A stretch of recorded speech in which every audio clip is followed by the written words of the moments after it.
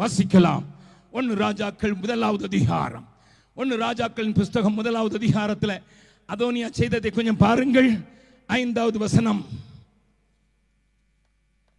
ஆகீத்திற்கு பிறந்த அதோனியா என்பவன், ஆகீத்திற்கு பிறந்த அதோனியா என்பவன் நான் ராஜா ஆவேன் என்று சொல்லி, நான் ராஜா ஆவேன் என்று சொல்லி தன்னைத்தான் உயர்த்தி தனக்கு ரதங்களையும்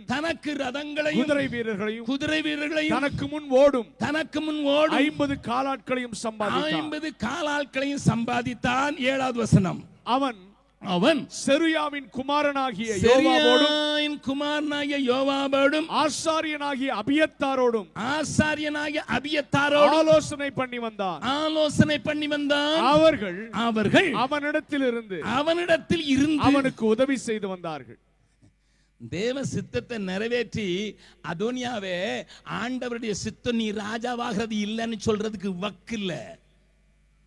தேவனோடு இருக்கிற கனெக்ஷன் போயிடுச்சு. இவரு காணிக்கையின் மேலதான் கண் வச்சு எவன் காணிக்கை அதிகம் கொடுப்பானோ அவனுக்கு நீர் செய்வதெல்லாம் வாய்க்கும் சொல்லுவாரு. அதோனியா, அபியத்தார் உன்னை ஏமாத்துகிறான். நீ உன்னையே உயர்த்துற. காசு வச்சிருக்கல, 50 ரதம் சம்பாதிக்க முடியும்ல, குதிரை வீரர்களை சம்பாதிக்க முடியும்ல, உனக்கு முன்னால ஜெய போடுறவங்களை சம்பாதிக்க முடியும்ல. அதனால நிறைய பலமா இருக்கிறாரு, பசையோட இருக்கிறாரு. அதனால நான் அதோனியாவுக்கு சிங்கி அடிப்பேன். யாரு சொன்னது?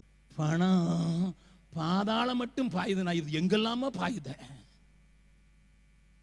This man who must say, who must proclaim the will of God.